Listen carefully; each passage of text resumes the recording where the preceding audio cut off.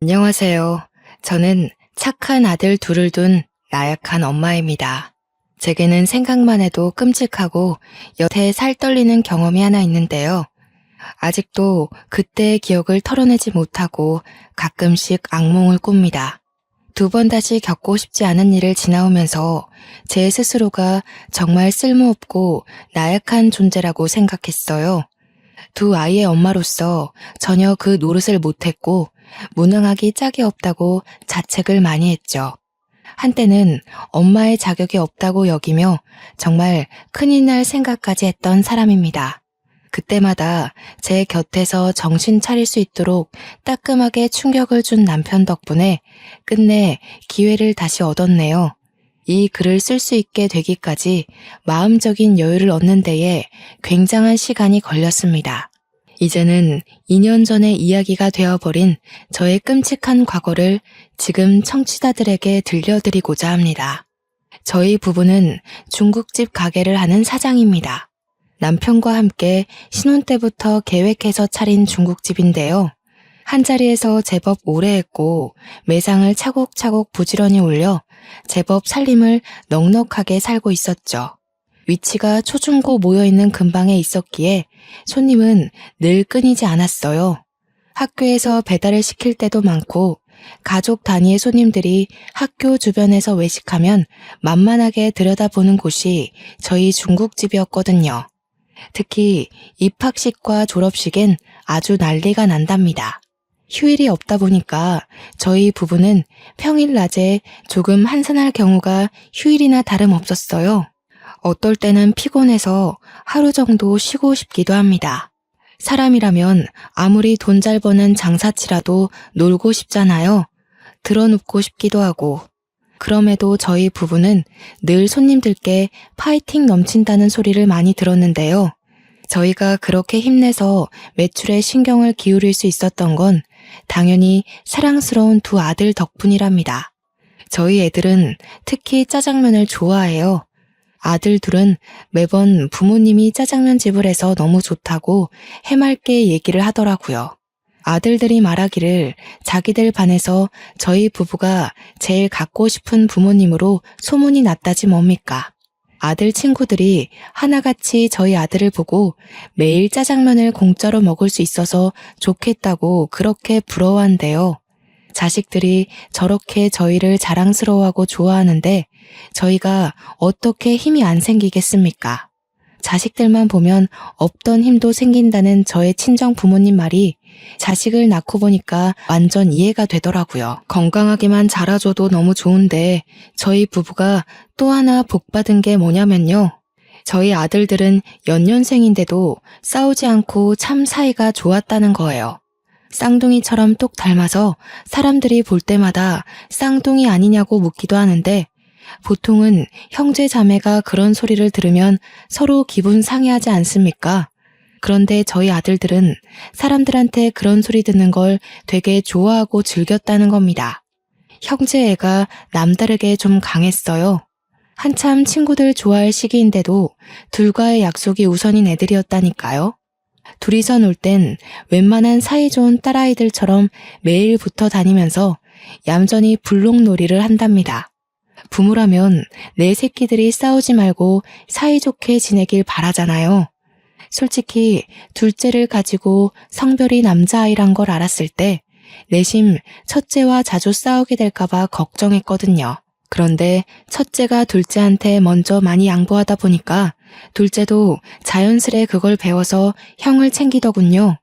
저희가 시킨 적도 없는데 알아서 서로를 챙기고 위해주니 얼마나 뿌듯한지 모릅니다. 둘째가 초등학교를 입학하고부터는 첫째랑 둘이서 학교까지 나란히 같이 다니게 되었는데요.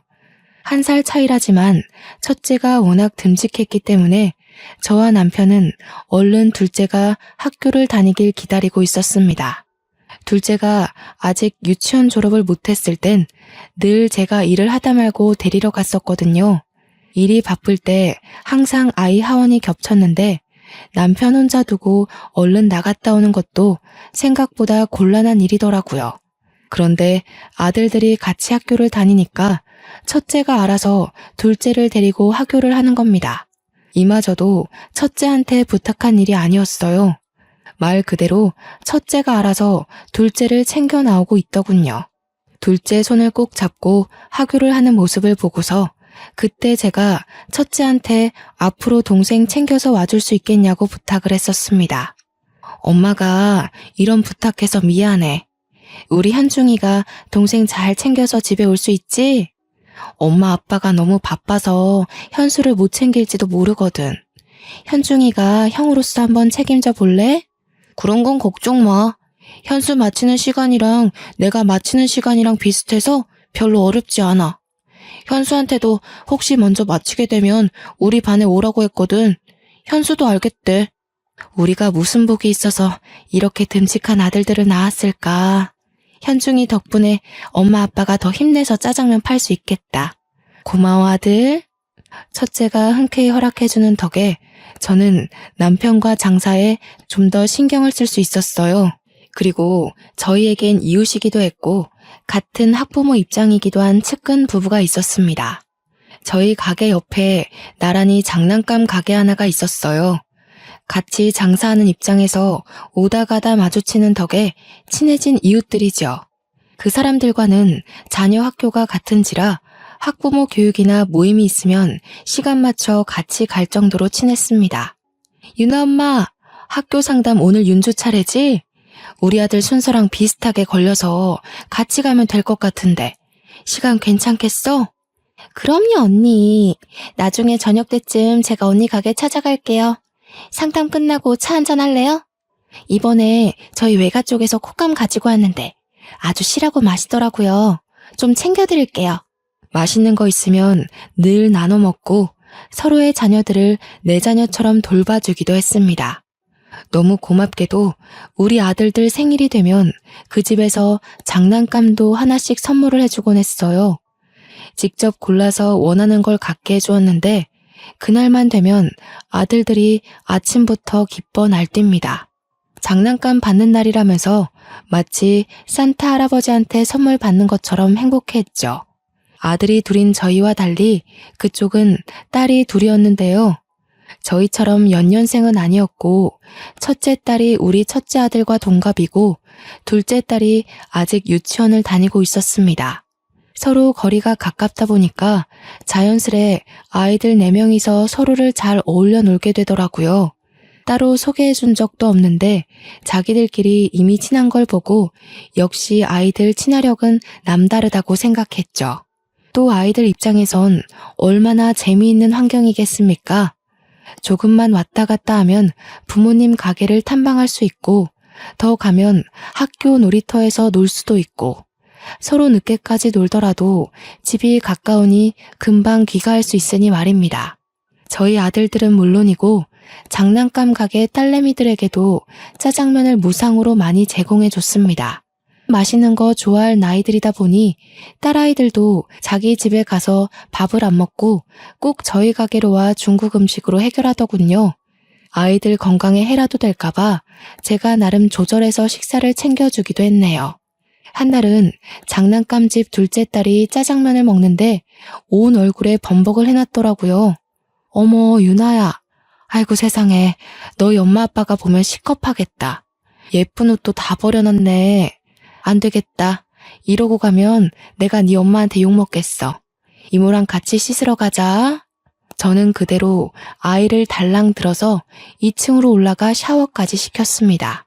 옷이 다 더러워져서 당장에 갈아입을 옷은 없고 타올로 둘둘 감고 제 외투로 감싸 안아서 장난감 가게까지 뛰어갔던 걸로 기억합니다. 그때 그 집 가게 사모님이랑 얼마나 웃어댔는지 몰라요.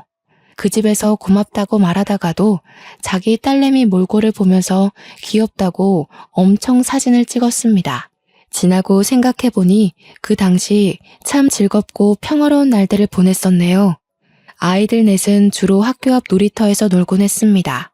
아무래도 놀거리가 가장 많은 곳은 놀이터이지 않습니까?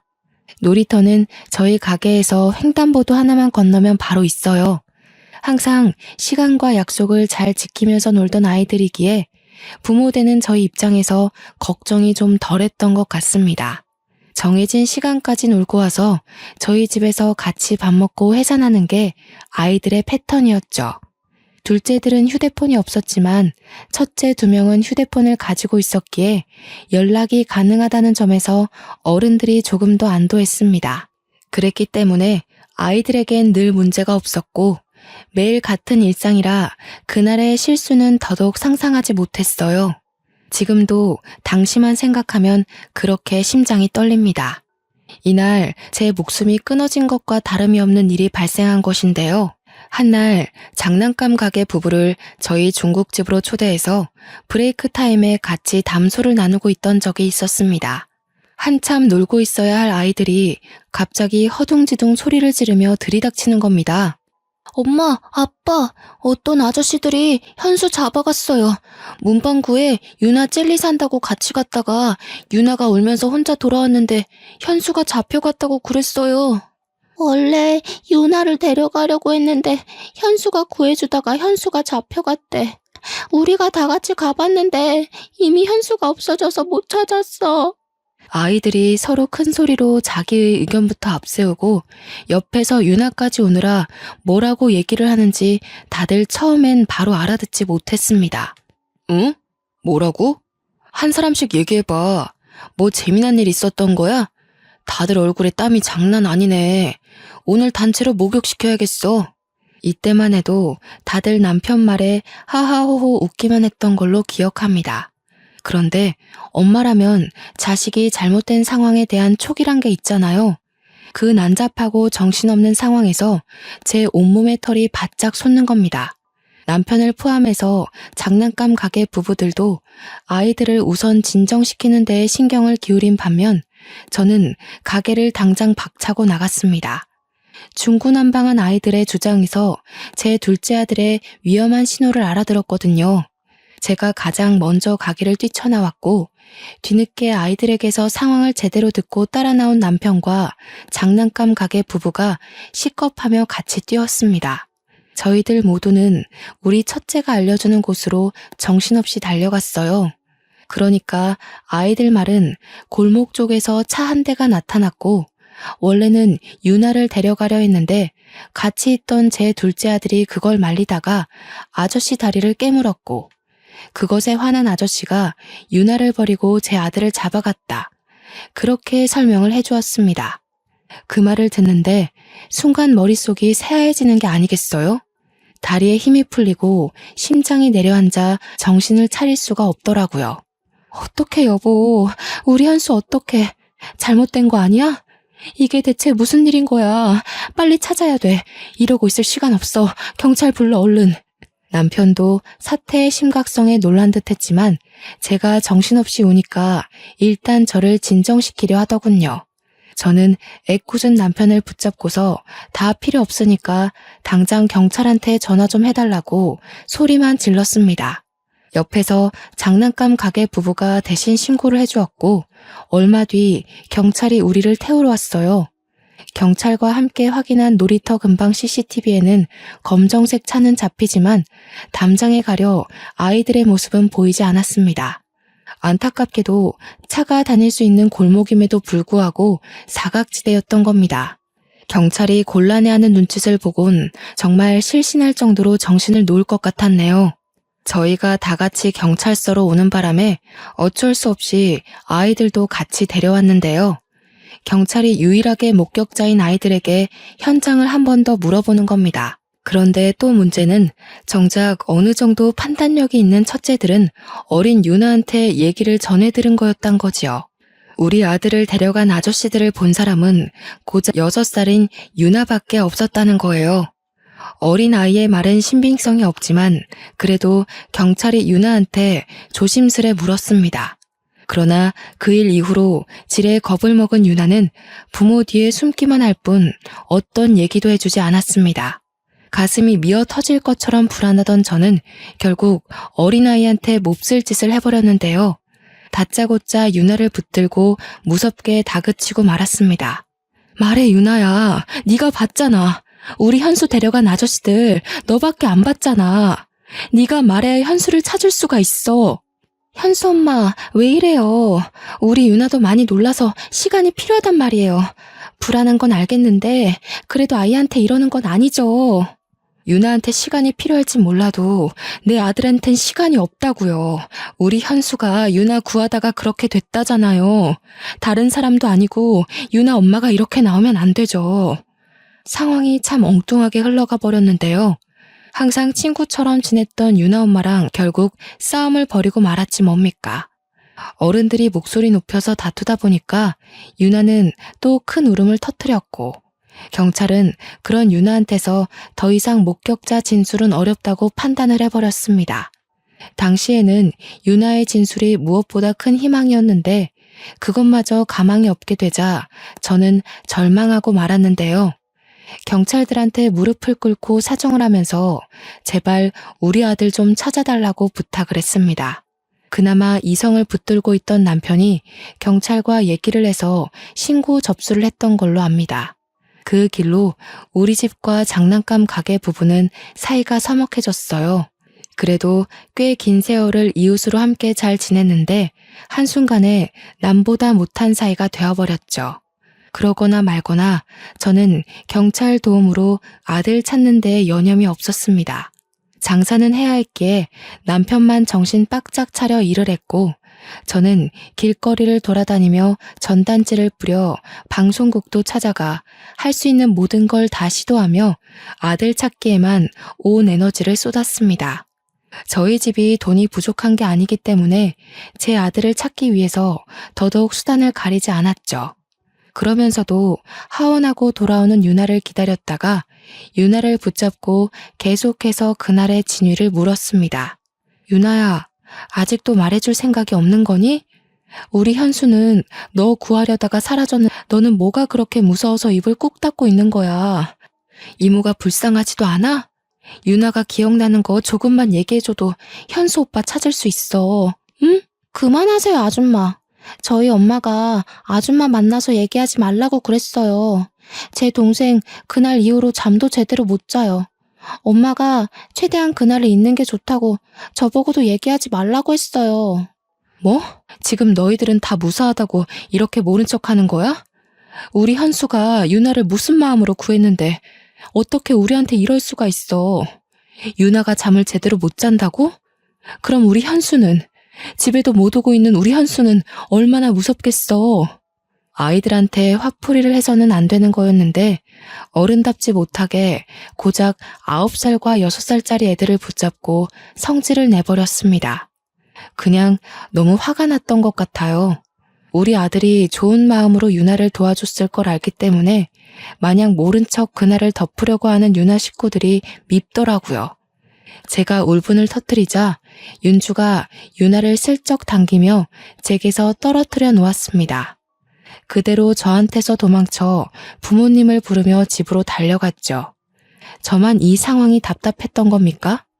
유나네 부모님들은 같은 어른이 돼서 어떻게 이럴 수 있답니까? 자기 딸을 살리다가 우리 아들이 변을 당한 건데 어쩜 이리 모르쇠하고 있을 수 있어요? 하루 이틀 지날 때마다 커져가는 불안감을 이기지 못하고 저는 장난감 가게까지 찾아가서 난동 부리길 여러 번 했던 것 같습니다. 유나 엄마, 좀 나와 봐요. 유나 엄마가 어떻게 우리한테 이래요? 우리 아들이 왜 그런 변을 당했는지 알면 유나 엄마가 이러면 안 되는 거잖아요. 유나네 식구만큼은 이 상황을 모른 척하면 안 되는 거 아니에요? 여보, 이러지 마. 사정 이해 못하는 거 아니잖아. 여기서 이런다고 우리 아들 일이 해결되는 게 아니야. 그만하고 나랑 같이 계속 알아보자. 말이 안 되잖아. 우리 아들이 왜 그렇게 됐는데. 관련 없는 사람들도 아니고 유나가 우리 아들을 봤어. 유나랑 내 아들이 같이 있었다고. 내가 이렇게라도 안 하면 우리 아들을 정말 찾지 못할 것 같아서 이러지. 제가 동네에 떠나가도록 소리를 지르고 오열을 하고 욕을 해도 유나 부모는 코빼기도 모습을 비추지 않았습니다. 그럼에도 양심은 있는지 저를 경찰에 신고까진 안 하더라고요. 그냥 문을 걸어 잠그고 제가 지쳐서 떠날 때까지 두들기도록 내버려 두기만 했습니다. 정말 고통스러운 시간이었어요. 경찰한테서 연락은 잠잠하고 자꾸 시간은 흐르는데 날씨는 또 얼마나 좋은지. 학교를 하교한 아이들의 웃음소리가 식당 안으로 흘러 들어올 때면 귀를 틀어막고 정수기 옆 구석에 앉아 울기만 했습니다. 제가 얼마나 못난 상태로 시간을 보내고 있었으면 우리 첫째가 와서 저를 달래주기까지 했을까요? 첫째가 저더러 미안하다고, 자기가 동생을 제대로 살피지 못해서 그렇게 된 거라고, 잘못했다 사과를 하는 게 아닙니까? 도대체 제가 무슨 큰 잘못을 했길래 둘째뿐만이 아니라 우리 첫째한테도 이리 못난 엄마 노릇을 하고 있는 건지. 고작 초등학생이었던 첫째를 꼭 안아주면서도 저는 망가지기 시작한 우리 가정을 마냥 손 놓고 있어야만 했습니다. 앞으로 우리 식구들이 얼마나 아픈 시간을 보낼지가 예측이 되더라고요. 별 수 없었죠. 그걸 알았음에도 제가 전혀 차릴 기운이 없었다는 겁니다. 그렇게 세월이 흘러서 결국 유나가 초등학생이 될 때까지 제 아들은 찾지 못했어요. 그 사이 결국 유나네는 이사를 가게 되었죠. 아마 그때부터였을 겁니다. 저는 다 죽은 사람처럼 집 밖을 나오지 않았어요.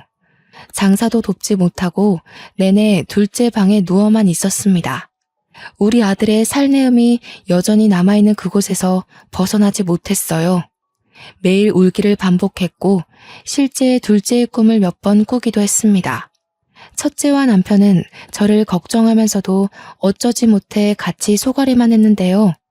아픔이라는 건 시간이 약이라는데 저는 아들을 잃은 지 수년이 지나도 정신을 못 차리겠더라고요. 벌써 둘째를 못 본 지가 20년 가까이 되었지만 저의 시간은 여전히 과거의 그날로 멈춰 있었고 남편이 저를 병원에 데려갈 정도로 우울증까지 찾아왔습니다. 저 때문에 남편이 많이 고생했어요. 남편도 아들을 잃은 상심이 말 못하게 클 텐데 제가 너무 몸져 눕다 보니까 그 마음을 억지로 억눌렀을 거란 말이에요. 남편이랑 첫째 생각하면 그만 기운을 내야 하는데 하면서도 돌아서는 순간 둘째 생각 때문에 모든 걸 다 까먹어버리고 말았습니다. 그렇게 저희 식구들은 둘째가 없는 그 순간부터 매일 지옥길을 걸어왔습니다. 여보, 이번에 현중이 졸업해. 현중이가 당신 왔으면 좋겠다고 하더라. 언제까지 현수 때문에 현중이 내버려둘 거야. 현중이 생각해서라도 기운 내야지.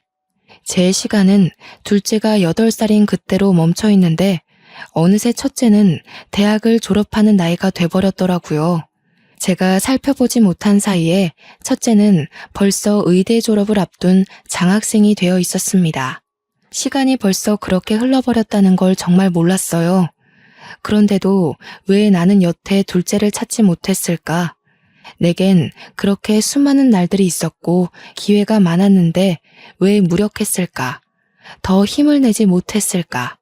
이렇게 모든 생각들이 결국 둘째로 이어지고 끝내 저를 향한 자책으로 연결이 되는데 제가 첫째를 챙길 수 있었을 리 만무하지 않습니까? 저는 남편과 첫째 졸업 이야기를 하다가도 둘째를 어제 잃은 사람처럼 남편 품에서 또 눈물을 흘렸습니다. 나 죽을 것 같아, 여보.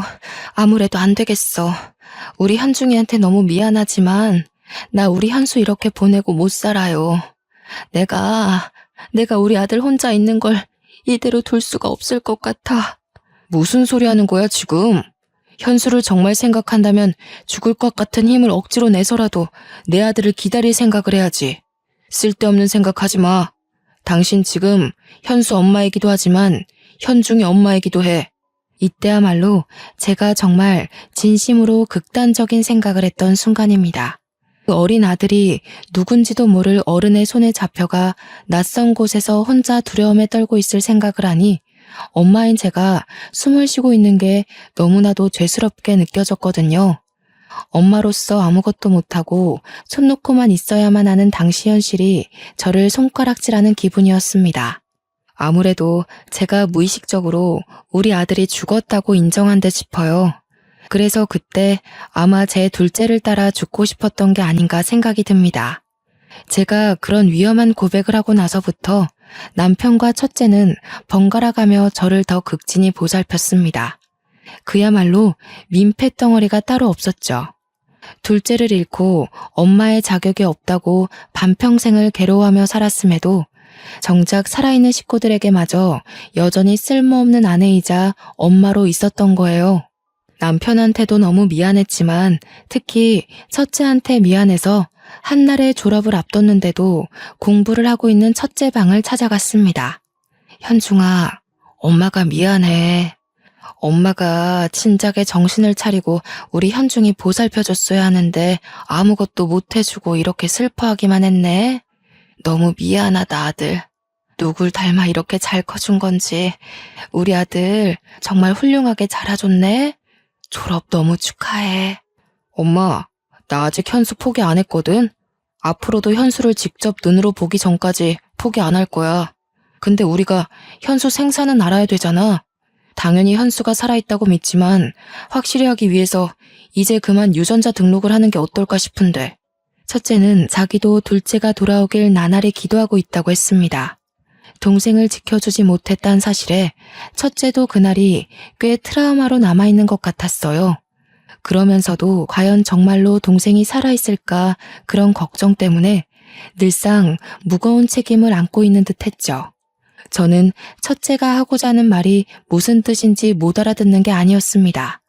단지 둘째의 죽음을 받아들이기가 겁이 나서 차마 경찰서에 유전자 등록을 못했던 거예요. 하지만 이젠 정말 때가 왔고 더는 저 하나 때문에 식구들까지 괴롭게 할 수 없다고 생각했습니다. 그래, 그러자. 우리 현수 그만 보내주자. 현수도 이해할 거야. 우리 가족이 현수를 잊지 않고 늘 함께라는 걸 다 알고 있을 거야. 저는 끝내 첫째의 제안을 받아들였고 둘째를 찾는 것에 대해 마지막을 직감하고서 눈물을 터뜨리고 말았습니다. 그렇게 첫째의 도움을 받아 둘째 아들을 신고했던 경찰서로 가서 유전자 등록을 신청했어요. 경찰서에선 국과수에 연결해 신고 당시 맡겼던 둘째 유전자 데이터가 남아있는지 찾기 시작했고 근 20년을 기다린 아들의 죽음을 오롯이 제가 감당하기 힘들 것 같아 연락받을 전화번호로 남편의 것을 남기고 돌아왔습니다. 돌아오는 길 아들은 학교 일 때문에 잠시 샛길로 빠졌고 남편은 장사를 하고 있는 시점에서 저는 학교 놀이터로 방향을 꺾었습니다. 둘째를 잃고 나서 한 번도 와보지 않았던 그 놀이터를 걸으며 우리 아들이 뛰어놀았던 곳곳을 둘러봤어요. 아이의 얼굴이 잊히지도 않고 속속들이 떠오르더라고요. 한 번만이라도 좋으니 마지막 인사라도 해주고 보내고 싶은데 장례도 치르지 못하고 불쌍하게 보내줘야 하는 우리 둘째를 생각하며 저는 겨우 기억하고 있는 추억들을 정리하고 있었습니다. 그러나 이제 그만 놔줘야 된다고 마음을 먹었는데도 불구하고 또 금세 가슴을 쥐어뜯고 말았는데요. 그렇게 한참 동안 쭈그려 앉은 채로 손바닥에 얼굴을 묻고 있다가 잠깐 고개를 들었습니다. 그러자마자 제 눈에 들어온 한 사람이 있었는데 마주보면 보이는 벤치 옆으로 웬 아가씨 한 명이 서 있더군요. 분명 놀이터의 소수 아이들 말고는 어른이라곤 저밖에 없었거든요. 아가씨가 제 눈에 들어온 이유는 다름 아닌 아가씨가 저를 보고 있었기 때문이었어요. 우연한 눈맞춤이라고 치부하기엔 아가씨의 눈길이 꽤 끈질기게 제게 붙어 있었습니다. 처음에는 제가 너무 뜬금없이 울고 있어서 이상하게 보는 건가 싶었어요. 그래서 오히려 마음을 추스르며 앉은 자리에서 일어났죠. 눈길을 돌리며 눈마국을 정리했습니다.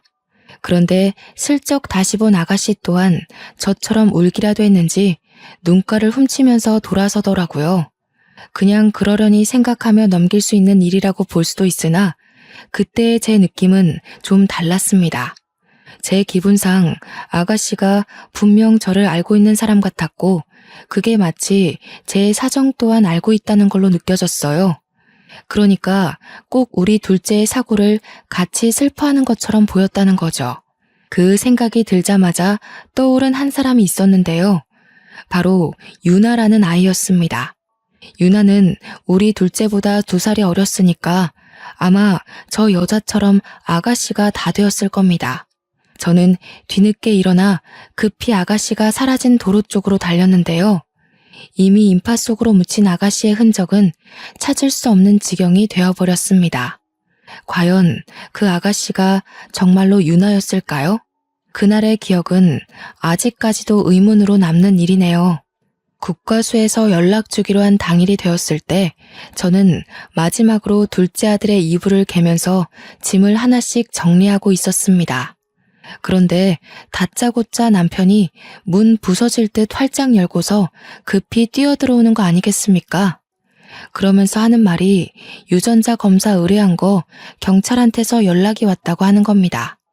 남편이 제 손을 꼭 잡고 눈물을 보이면서 하는 말에 저는 또 한 번 머릿속이 텅 비워져 버렸습니다. 여보, 현수가 살아있대. 경찰이 지금 위치 파악 중이야.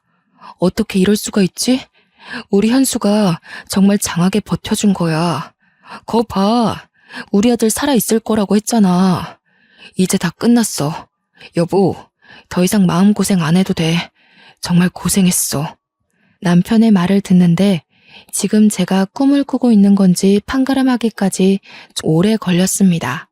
남편이 울면서 저를 품에 안아주었을 때야 저는 모든 사실을 실감했죠.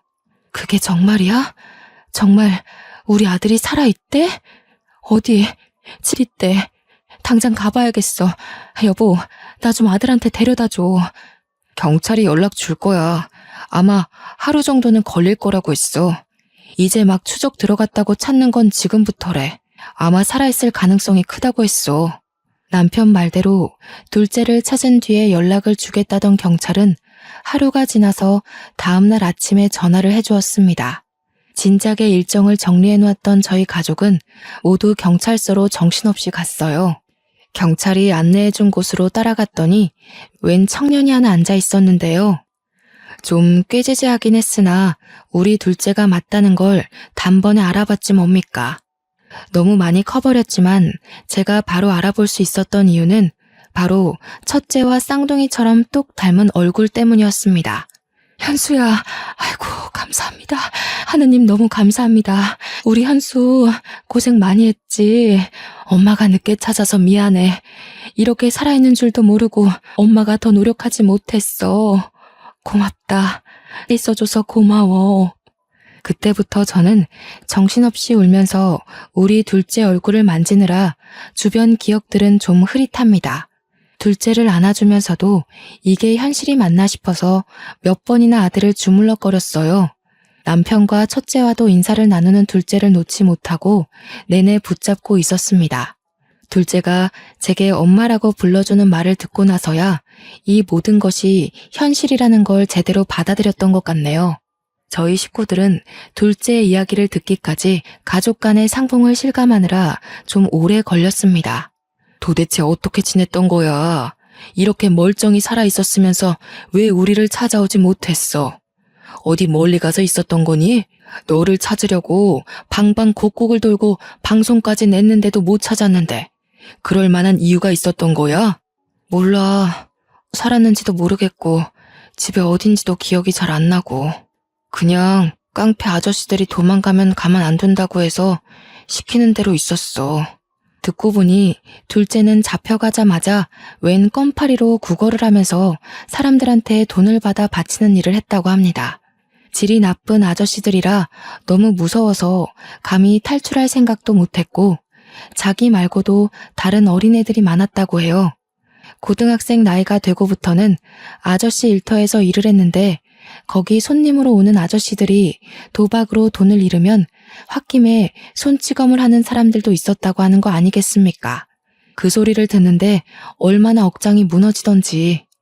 아들 손을 잡고 있는 내내 두 손이 우리 남편 손보다 거칠어서 한참 문질렀던 것 같아요. 심지어 둘째는 이름도 바뀌어 있었습니다. 그래서 저희랑 경찰이 더 찾지 못했던 거였어요. 그래도 유전자 검사 덕분에 둘째의 신원이 밝혀졌고 그 바람에 둘째가 있었다던 도박장이 다 털렸다고 해요. 형사가 들이닥쳐서 거기 도박쟁이들이 죄다 잡혀온 걸로 알고 있습니다. 얼마나 고생을 했으면 애가 이렇게 삐쩍 말랐을까. 어디 아픈 데는 없니? 그동안 많이 힘들었지. 이젠 아무 걱정하지 마. 엄마가 다 해결해 줄게. 저를 잊었을 거라고 생각했어요. 찾지 않길래 원망도 했지만 제가 이름까지 바뀌어 버렸으니까 못 찾을 수도 있겠구나 하면서 이해도 되고, 또 살다 보니까 원래 이렇게 사는 게 익숙하기도 했던 것 같고. 그럴 리가 있겠어? 네가 우리 식구한테 얼마나 소중한 가족인데. 엄마 아빠가 정말 노력 많이 했어. 너가 없고 나서부터 하루도 편하게 지낸 날이 없다고. 나도 내 선에서 너 찾으려고 많이 알아보기도 했고, 그 노력이 부족했을 수도 있지만 절대 잊어버린 게 아니라는 것만 알아줘. 둘째가 저희 부부에겐 존댓말을 썼지만 첫째한테는 그래도 반말을 하더라고요.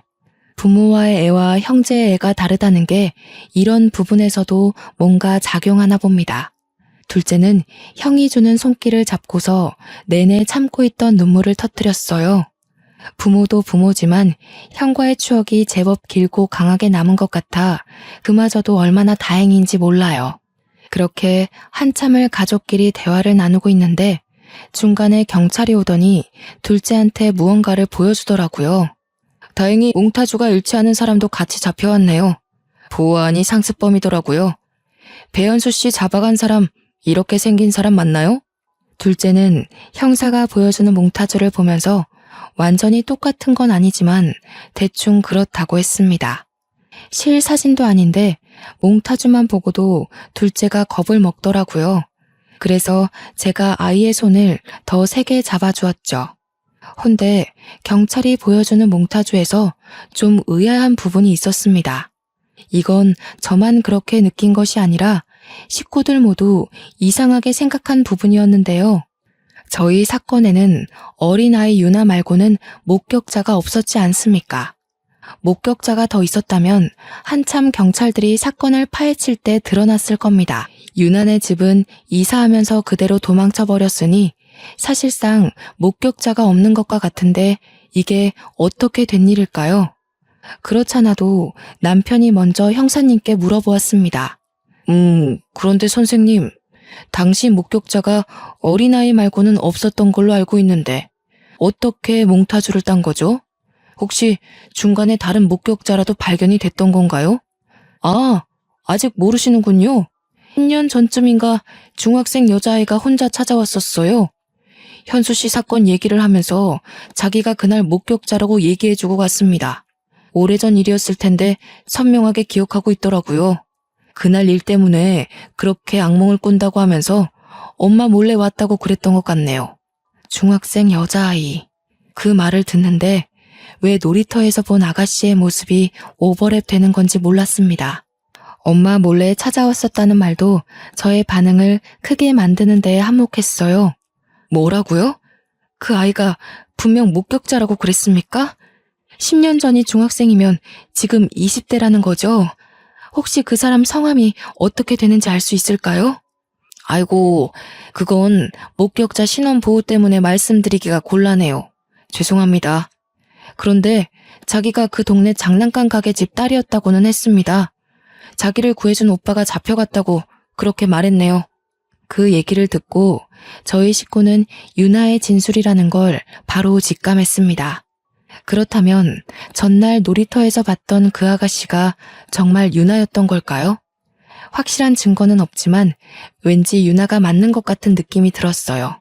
듣자 하니 유나도 그날이 트라우마로 남아 혼자 마음고생을 많이 했나 봅니다. 중학생 나이까지 악몽을 꿨을 정도면 굉장히 많이 시달렸다는 건데 심지어 엄마 몰래 경찰서를 찾았다고 하잖아요. 유나 엄마는 그 이후로도 계속해서 유나에게 그 기억을 지워주려고만 했나 봐요. 유나 엄마 입장에서는 자기 자식이 그만 그 어두운 과거에서 헤어나오길 바랬겠죠. 그런데 오히려 그 방법 때문에 유나가 과거를 더 또렷하게 기억했는지도 몰라요. 정작 유나의 근본적인 상처를 어루만져 주지 못하고 아이를 더 힘들게만 한 게 아닌가 싶네요.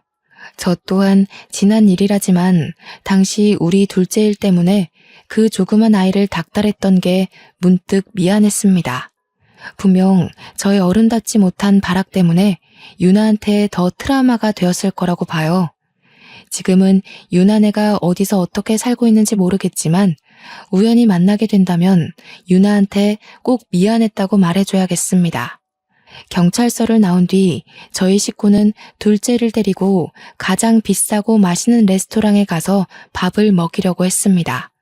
그러나 둘째가 식구들이랑 같이 엄마가 해주는 밥을 먹고 싶다고 해서 바로 집으로 데려갔네요. 저는 상다리가 부러지도록 1시간 넘게 밥상을 차렸습니다. 식사 자리에서도 저희 식구는 둘째가 밥 먹는 모습만 한참 바라봤어요. 나 체하겠어요. 빨리 밥들 먹어요. 나도 울고 싶은 거 엄청 참고 있거든요. 그러니까 이제부터 그만 울기야. 지금까지 서로 얼마나 많이 울었겠어요. 만나서까지 울지 말아요, 우리. 이제 서로 웃기만 해요. 그래, 그러자. 그래도 이 말은 꼭 해주고 싶네. 이렇게 잘 버텨줘서 너무 고맙다. 앞으로 하고 싶은 일, 사고 싶은 거 있으면 형아 말해. 형이 다 해줄게. 누구보다 힘들었을 우리 둘째가 앞으로 사회에 정상적으로 재기할 수 있도록 저희 식구는 지원을 아끼지 않을 생각입니다. 저는 아직도 이게 꿈인지 생시인지 가끔 몰라서 자다가 새벽에 일어나 둘째 방문을 열어봐요. 벌써 이 일이 2년 전이 되었음에도 한번 둘째와 못해봤던 추억들을 나누려면 또 다른 의미로 정신이 없을 것 같습니다. 그렇게 지내다 보면 자연스레 저의 불안한 증세도 많이 완화되겠죠. 기적처럼 제 품으로 돌아와준 우리 아들의 이야기를 쓰면서 과연 제가 글을 잘 마무리할 수 있을까 싶었는데 벌써 마지막 인사를 할 차례네요. 이곳에 제 아픔을 풀기까지 오랜 시간이 걸렸다고 말씀드렸는데요. 나름 여기다 정리를 해보니까 지난날보다 제가 많이 안정되었다는 걸 느꼈습니다. 좋네요.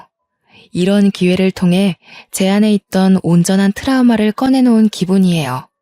너무 감사한 시간들이었고 꼭 아픈 사연이 아닌 기가 막히게 행복한 사연들도 여기다 써보고 싶은 마음입니다. 이런 좋은 기회가 존재하는 것도 다 감상해주는 청취자분들이 존재하기 때문이겠죠. 청취자분들의 관심 덕분에 저뿐만 아니라 모든 사연자들이 치유를 받고 가는 게 아닌가 싶습니다. 오늘도 역시 또 하나의 사연을 경청하여 들어주셔서 감사하고요. 하시는 일 늘 번창하시기를 바라겠습니다. 그럼 이만 인사드릴게요.